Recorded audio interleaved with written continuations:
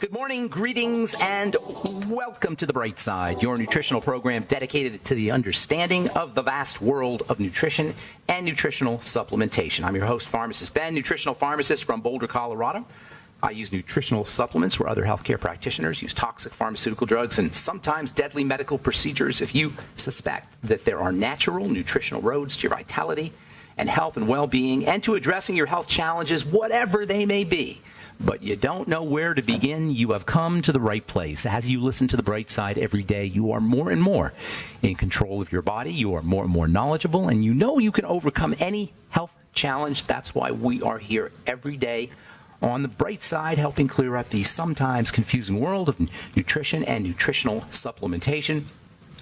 Over the last 31 years of practicing pharmacy, I've seen drug-free recoveries from diabetes, hypertension, obesity, skin diseases like psoriasis, eczema, rosacea, acne, digestive ailments, autoimmune issues of all kinds. Recoveries that by the standards of modern medicine can only be called a miracle. But what is in the world of the body, what is in the world of biology, standard operating procedure. Because the human biological system is a healing system, it's a regenerating system.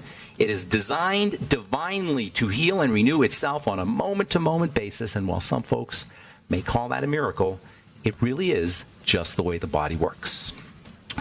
If you have questions about health, nutrition, prescription drugs, if you want to wean yourself off your meds and get on a good nutritional supplement program, we are here for you. We welcome your calls on The Bright Side.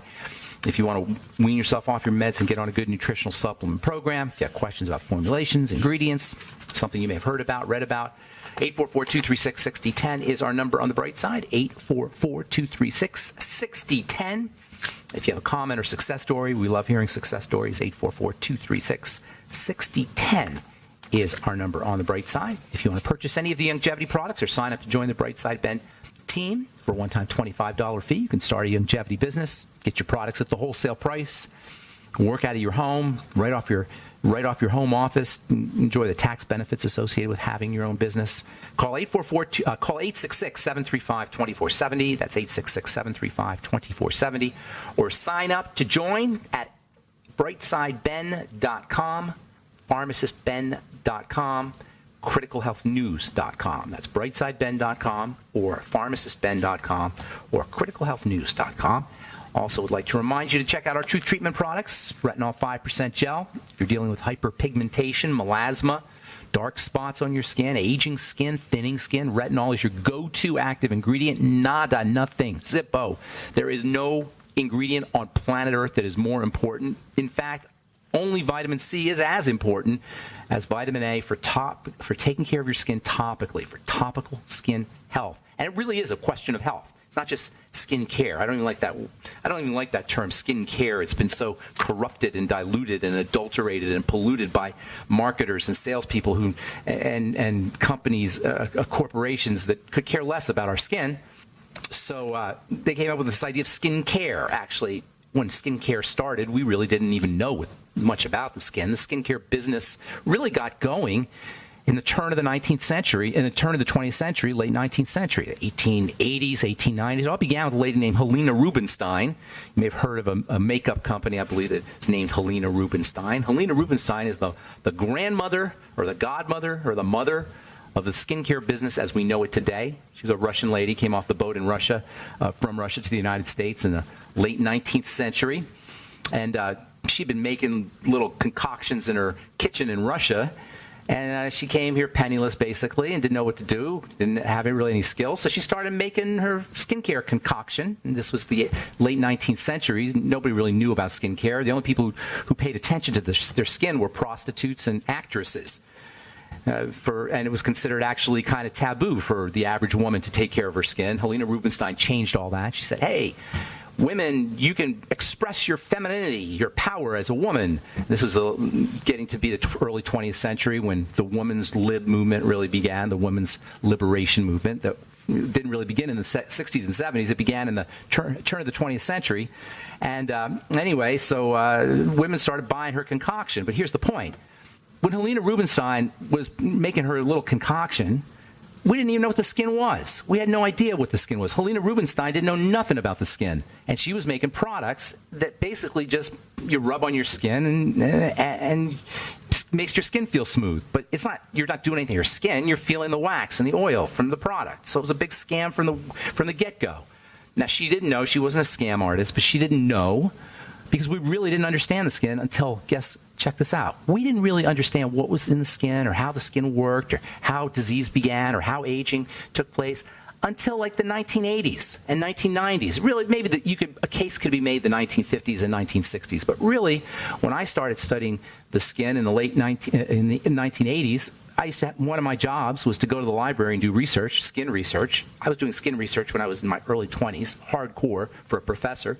And we didn't really know. The stuff about the skin that we take for granted today, the genetic nature of the skin, the fibroblastic nature of the skin, and how you can drive the cells to make things happen, and all the things that happen, and all the subcomponents. These were all discovered and really studied for the first time in the late 1980s and 1990s. A little bit before, perhaps, but really didn't get going until the late 1980s or 1990s. And so if you're using a skincare product today, like 99.99% of people are, that is based in the ideas of Helena Rubinstein, a wax and an oil and water and silicone and preservative and nothing that does nothing for your skin, excuse me, except maybe if you're lucky you get a speck of something, or if you go to use a medical grade line, you might get a little bit of something, but it still doesn't leverage the potential that topical skin products, when formulated correctly, can have for your skin.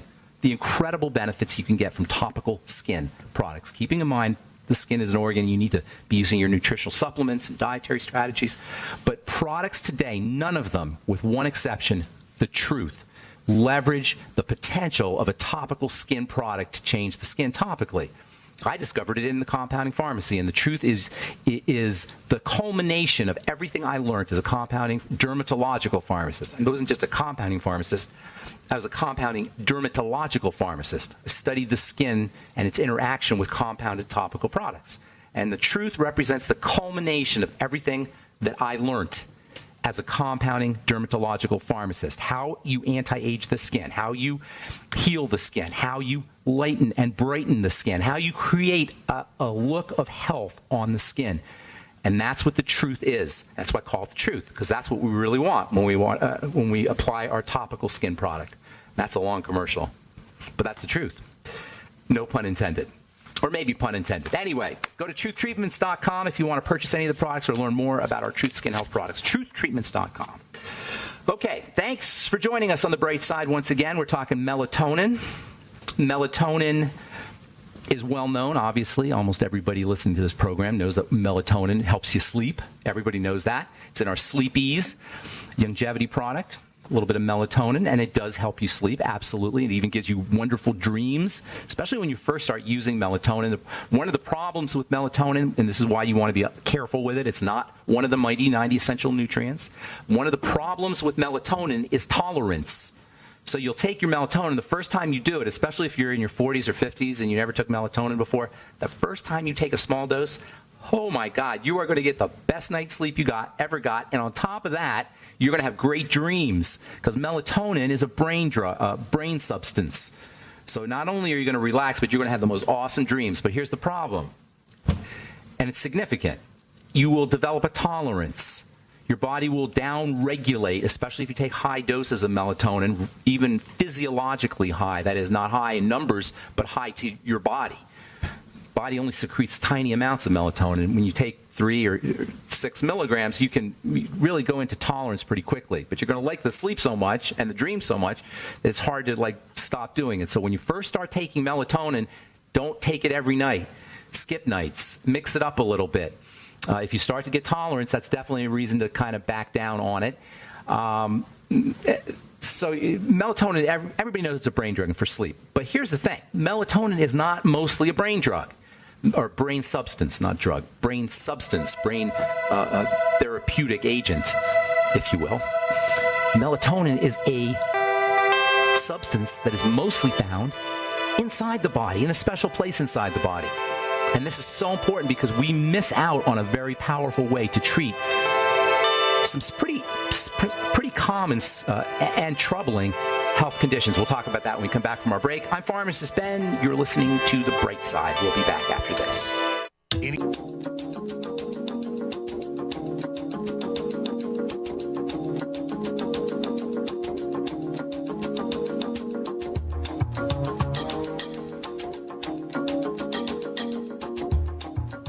Skin health advocate. That's what I want to be, is an advocate for you. There's so much misleading, mendacious marketing baloney out there thrown at us in the world of nutrition, in the world of diet, in the world of healthcare, in the world of how we take care of ourselves. It's just so unfair. Health is not complicated. Health is not complicated because the body is designed to be healthy. It has evolved to be healthy. That's the only thing we got to know. We got to sit there and think about it for a second. The body has evolved over millions of years, hundreds of thousands in this specific form, to be healthy, to heal, to self-repair. Think of a tire that gets a hole in it and it just self-repairs. In the future, the new textiles, the new materials that we make things with, clothes and buildings and desks and furniture, etc., the textiles and the stuff we build things with will all be self-repairing.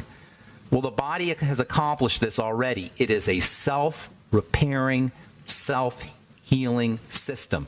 The ups go down and the downs go up. It pulls things back the way they should be all the time. In fact, it does it. The bone is stronger at the point of the break. So when the body repairs itself, often it'll repair itself stronger.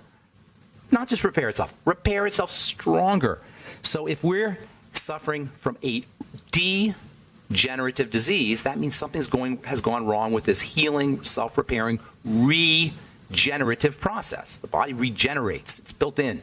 Doesn't need a doctor. Doesn't need a middleman. Medicine comes from the word middle. Medicine man. Middleman. We don't need a middleman to take their cut out of the process. That's basically what a middleman's doing. Doesn't even help us, because the problem is not medical. It's not like there's something wrong with us.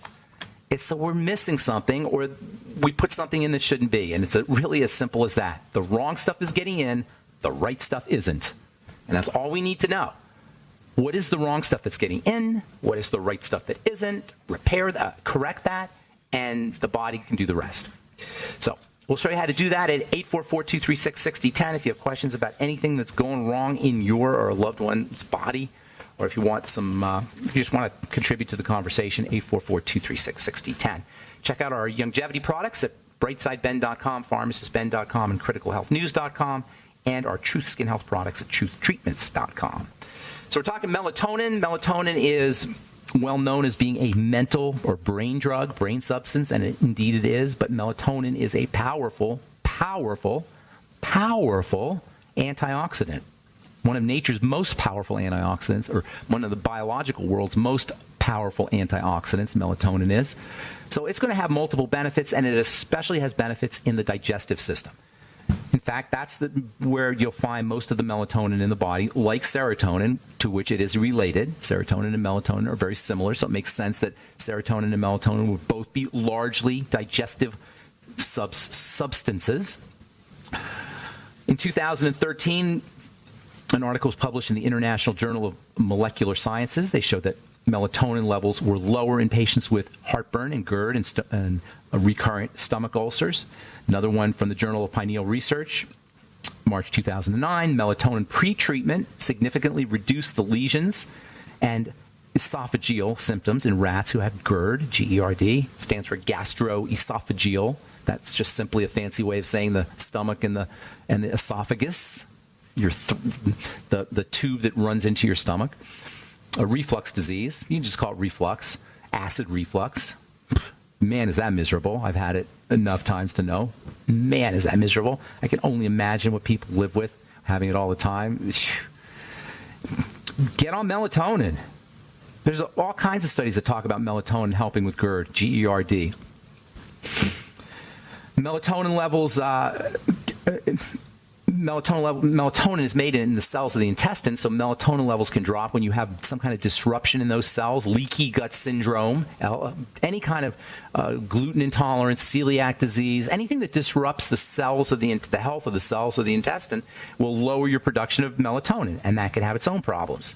Melatonin, by the way, GERD and heartburn, these are not acid issues. These are sphincter issues. That tube, your esophagus, that runs into the stomach is connected at the level of the stomach by a sphincter.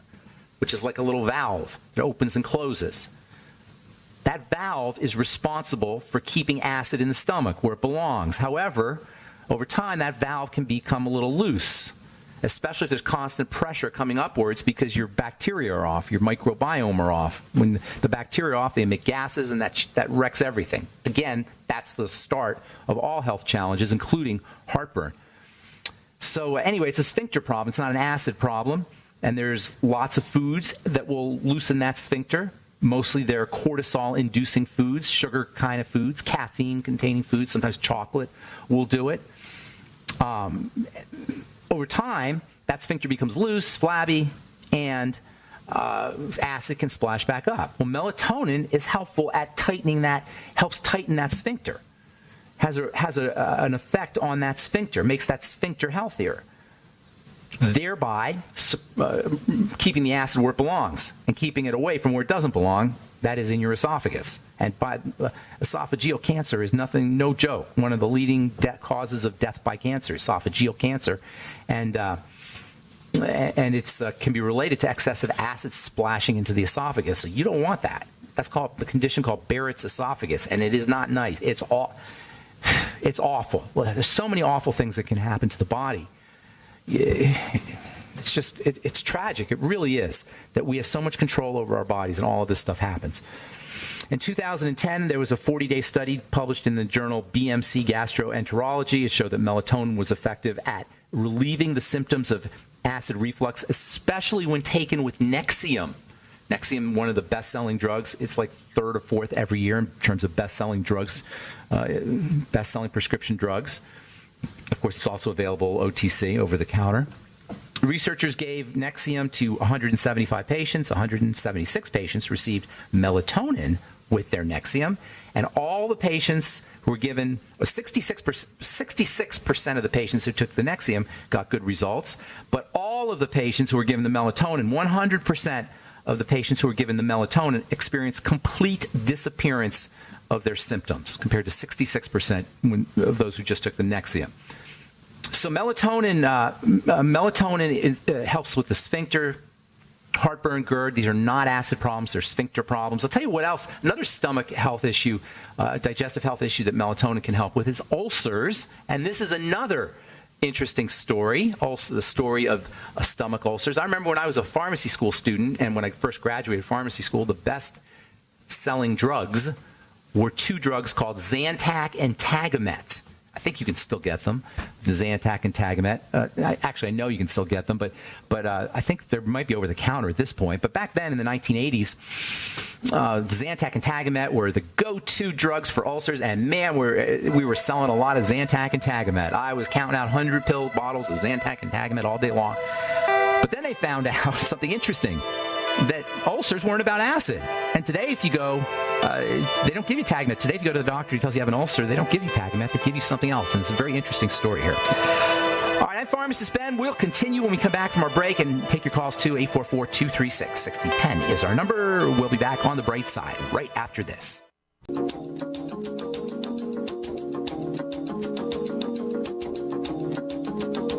We are back on the bright side. Pharmacist Ben here.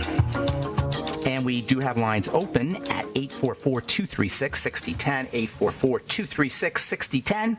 We'll get your calls here in a sec. If you want to check out our longevity products, please go to brightsideben.com, pharmacistben.com, and criticalhealthnews.com. We have archives and search engines and archives at benfuchsarchives.com, benfuchsarchive.com, both, as well as, thank you, by the way, to Peter in the UK for setting that up, as well as brightsideben.com, and you can purchase longevity products or sign up to join the Brightside Ben team at brightsideben.com, pharmacistben.com, or criticalhealthnews.com. Would love to have you on the Brightside Ben team. I'll be in Sacramento, by the way, helping build one of our team members' businesses. In fact, I probably should get the dates and everything. It'll be next week, next Friday, Saturday, and Sunday.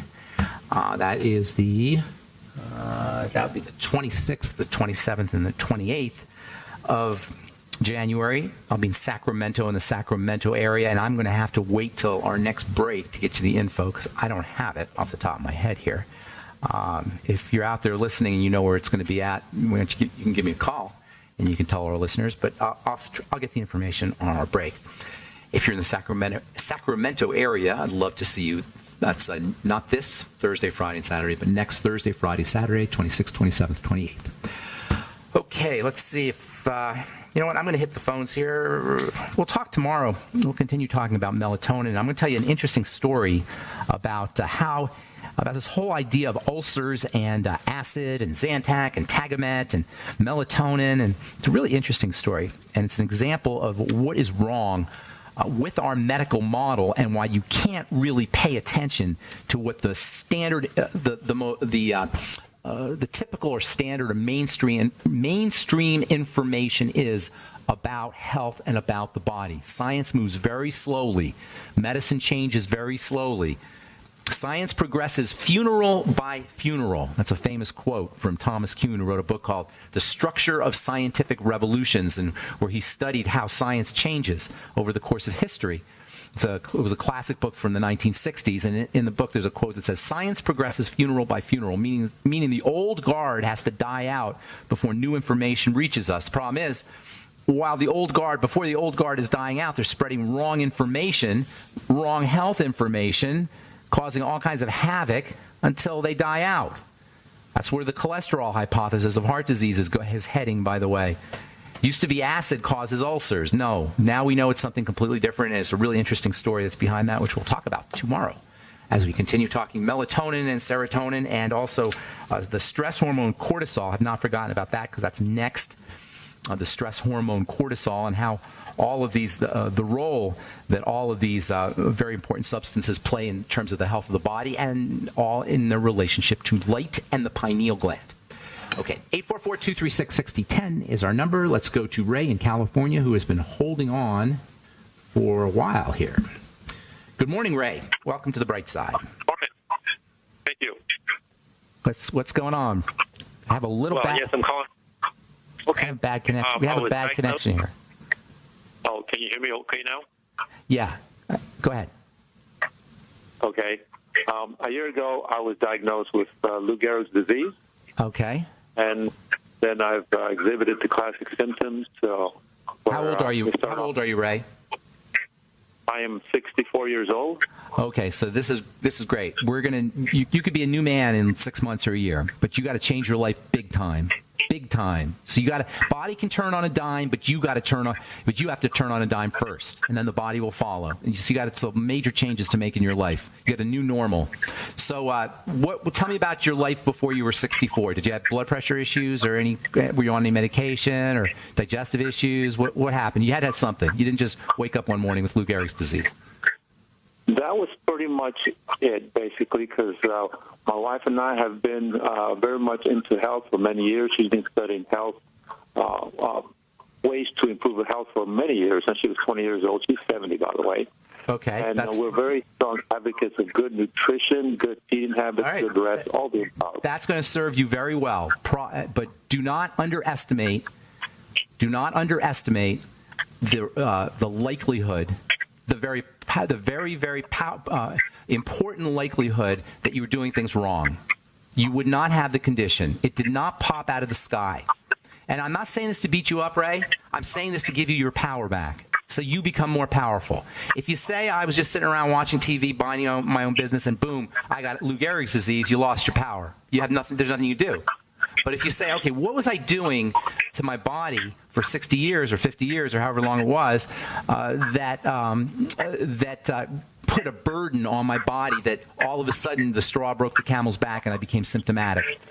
That's where you have power. Do you understand what I'm saying, Ray? It's not to beat you up or to make you wrong in any way, shape, or form. It's to make you stronger and more powerful at helping reverse this thing. Are you with me? I'm with you. I understand. Okay, good. So usually problems begin at the level of the gut. That's where the attack comes in. Lou Gehrig's disease is an inflammatory, just for the listeners, Lou Gehrig's disease, amyotrophic lateral sclerosis, is when you get this, it's just arthritis of the nerves and the muscles. It's a sclerotic condition. Amyotrophic lateral sclerosis means a thickening. Fibers start to form. These are all the manifestation of a whacked out immune system. of an over-inflammatory response. For some reason, the body is inflaming, and it's been chronically inflaming before you have ALS. Why does it inflame? Inflammation is defense. This is a fundamental idea in this whole process. Inflammation is behind all disease, and inflammation is defense.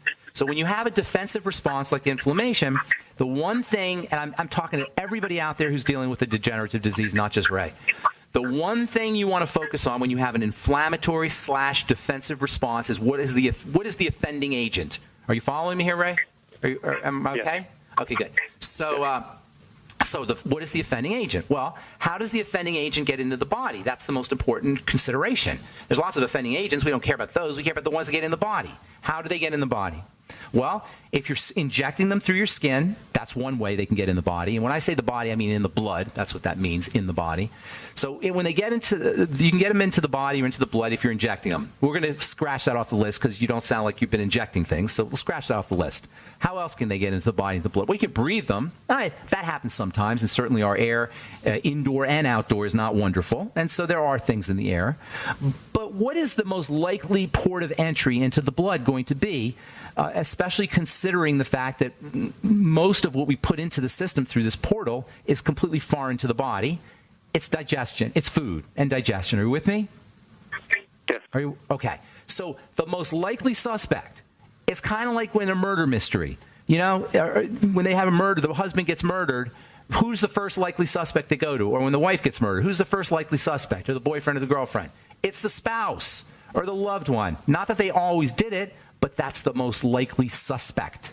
In terms of health, the most likely suspect for the mystery, the ALS mystery, the Lou Gehrig's disease mystery, is going to be food and digestion, period. How can you prove this to yourself? I'll tell you when we come back from our break. I'll show you how you can prove this to yourself that this is right, and how you can prove this to yourself more than likely that this is the cause or the beginning of your ALS and your Lou Gehrig's disease. So don't go away, Ray. I'm Pharmacist Ben. 844-236-6010 is our number. You're listening to The Bright Side on the Genesis Communication Network. We'll be right back.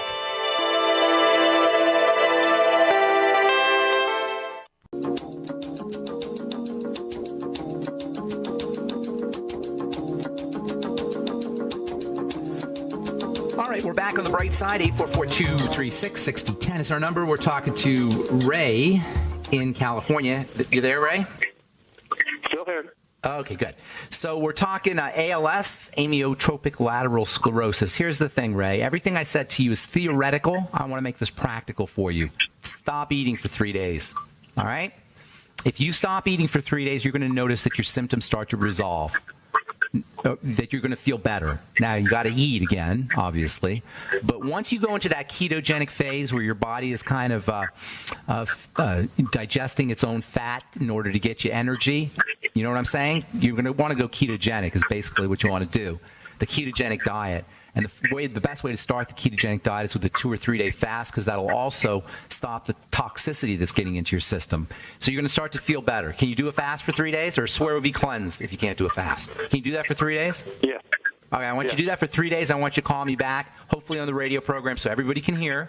Or if you don't want to get on the air, at least contact me on my email. I'm going to work with you. There's much more, but will you do that for me? Will you come on the air after you've done this and tell everybody how you feel? Because I want everybody to hear. You're going to feel better for the 3 day fast, okay? A swervy cleanse. Okay. Then you're going to want to start to do nutrients that help build the gut. Chicken soup with the bones, lots of it. I should say, after you do your food, if you really want to do this right, after you do your fast, you want to do a food diary and start paying attention to how your body responds to certain foods. Are you with me? It could be foods that you think are good. It sounds like you've been, you're very well educated in these ideas, and that's great. But you may have 1 or 2 wrong ideas, and you may have been doing them over and over again. You know what I'm saying? Some of you may have been thinking that beans were good for you. For example, I'm not saying that's what happened, but for example, or that cabbage was good for you, and it may have been bad for you. It's kind of like that. It's not like there's one way. There's not like there's foods that are good for everybody or foods that are bad for everybody. We all have our own battles to face, or our own enemies to face when it comes to food. So you got to kind of keep track of that. Then you're going to want to support the gut at all levels. Homemade chicken soup, as I said, is very helpful. Aloe vera is going to be helpful. The Fucoid Z from Longevity can be very helpful. Certainly probiotics. I would get on the nightly essence and take lots of them. Eat fermented vegetables, vegetable juices. The less calories you put in your system, Ray, the better off you're going to be. So try to go nutritionally dense. Do smoothies. Find a protein that you can use and do smoothies. You may have a problem with protein, so you have to be a little careful. Whey might be a problem for you. Egg might be a problem for you. If you do you have any of these issues, can you turn your radio off there, buddy, Ray? I don't know. You don't have a radio on? Okay. I don't know if they can hear me in the studio. I've got this terrible echo. Okay, so you're going to focus on protein, liquid protein especially. Keep your calories down to a minimum and eat nutritionally dense. Veggie juices, fermented veggies, smoothies, yogurt. If you can do yogurt, goat yogurt tends to be a little easier than sheep yogurt. And then there's wonderful micronutrients that you're going to want to use. B-complex, Beyond Tangy Tangerine, Ultimate EFAs. By the way, even with the diagnosis of Lou Gehrig's disease, you can still be just fine and have a strong, vital body. So all of these are going to make a huge difference in your life. Zinc 50 milligrams a day, 400 IU of vitamin E a day. I would get on alpha lipoic acid, maybe 400 milligrams a day. NAC. I said EFAs, but really all your fats and fatty vitamins together. Vitamin A, 20,000 IU a day. There's so many things you could do here. Selenium, don't forget your ultimate selenium. The glucogel caps. And there's a couple more things. I don't want to bombard you with supplements, but a couple more things that are non-supplement that can help you. Number one, exercise. Are you exercising, working out, getting on a treadmill, or up and down? Don't stop. Do it twice a day. Okay? Not a lot. You don't need a lot of intensity. You don't need to be in the gym for an hour. You just need to feel uncomfortable. You follow me, Ray? Does it make sense? Yes. Okay, and then the last piece of the puzzle is relax, lighten up your body, meditate, breathe, take baths, activate that relaxation response system. I am guaranteeing you results with this program. If you want, and of course the Healthy Start Pack that goes without saying. Beyond Tangy Tangerine, the Osteomag, and as I said, the Ultimate EFA. I'm guaranteeing you results. Whether you're completely cured, I don't know, because you're going to be in charge of that. But I'm guaranteeing you results if you do this program. And I'd love it if you could call back. Okay? And this is not a death sentence by any means. By any means. Don't let anybody tell you it is. And drugs are not going to help you. Period. End of story. There's nothing in the doctor's magical bag of tricks that can help you with ALS. So you really have no option but to do what I just told you to do, which is guaranteed going to help you. Okay? Okay. So what did you take home here? What's the the take home message from all this? It is not a death sentence, and if I change my ways and put and practice what you have outlined right now, then I should see some significant results. Praise God. That is awesome. That's exactly the take-home message. I hope everybody heard that. So you're going to call us back, right? I will call back. Okay. Thank you, Ray. Have a great day, man. Good luck. God bless. We'll talk to you. Thank you very much. All right. Bye-bye. All right. Let's go to Curtis in West Virginia. What's up, Curtis? Welcome to the bright side. Farmers of Spin, I've talked to you several times before. Okay. I listen to you about every day. Okay. My question is on this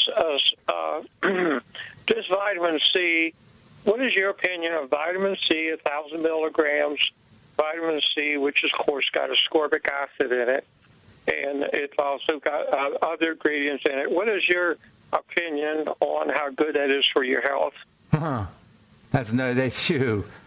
Boy, that's a great question. I mean, there's no other words than to say monumental. I don't know. Think of the superlatives. That means huge. That means gargantuan. That means gigantic. That means unbelievable. That's where it is. Can't even come up with the words to say how unbelievable vitamin C is from a biochemical standpoint, from a divine standpoint, from a physiologic standpoint. I mean, there's just unbelievable therapeutic standpoint why vitamin C is just gargantuan. It's the Babe Ruth of vitamins. It's the Babe Ruth of supplements. You know what I'm saying? There's no way to describe it. And by the way, ascorbic acid is vitamin C. Let me say this again, because I hear well-meaning alternative practitioners and chiropractors and some not well-meaning salespeople saying vitamin C is not ascorbic acid. That's not true. That is not true. They don't know chemistry. It's a synonym. It's exactly the same. And at the level of the cell is taking in something called ascorbate, which is kind of like ascorbic acid, as well as probably ascorbic acid. But basically, it's ascorbic acid and ascorbate that are at the cell level, period. And you reverse scurvy with vitamin C, ascorbate or ascorbic acid. In fact, the name ascorbate means without scurvy, ascorbate, without scurvy in Latin. It's so anybody that tells you it's not, vitamin C is not ascorbic acid doesn't know what they're talking about, period. Period. That's just biochemistry. Now, they will tell you, let me just say this real quick. They will tell you that if you have other things in the vitamin C, it works better and natural vitamin C is better. And that is true. Natural is always better. There's no getting around that. But you cannot get the doses that you need in a so-called fruit and vegetable, number one. And if you're deficient, you want to pound that vitamin C in the system because the cell at the end of the day is using the vitamin C, not the bioflavonoids and the other things with the vitamin C that improve absorption, no doubt about it. I am a big believer in getting your nutrients from foods, and I wish I didn't have to supplement, but I do. And the therapeutic value of this stuff is not only in the literature, and it's voluminous, just everywhere you look if you just do a search on it. It's in my experience personally. And it's probably in yours too. If you've ever had a cold coming on and you've taken high doses of vitamin C, you'll notice that the cold is either shorter duration or you don't even get the cold. Go ahead. I'm sorry. What were you going to say, Curtis? Well, I don't mean to interrupt you. I'll call you back another day and talk to you more about this because we're running out of time. I am out of time, yes. Go ahead, real quick. I have a few seconds. I've gotten positive results from it, but you hear all this stuff on other programs and other doctors say don't use it because it's laboratory. Yeah. Blah blah blah. At the level of the cell, the cell is taking in the vitamin C. That's not to say natural is not better, because it is. I want to be very clear. But at the level of the cell, which is what we're talking about here, vitamin C is just ascorbate or ascorbic acid. It's not a berry. It's not a cherry. It's not, a red pepper. It's not cantaloupe. It's not the food source. It's the molecule. And this nonsense about synthetic versus natural needs to be understood. Again, natural is always better, but synthetic is at the molecular level. The cell doesn't know whether it's synthetic or natural at all. I'll talk about this tomorrow. I got a really interesting letter about Beyond Tangy Tangerine, and I'll try to touch on this tomorrow. All right, that's it. Thanks for listening to Thank you, Curtis. Appreciate your call. And thank you to everyone for listening to The Bright Side. Please check out our websites, brightsideben.com, pharmacistben.com, and criticalhealthnews.com for all the longevity products. And please check out my vitamin C rich, vitamin C packed and loaded Truth Treatment products at truthtreatments.com. I'm Pharmacist Ben. Have an awesome, beautiful, wonderful, spectacular day. We'll talk to y'all later. Bye for now.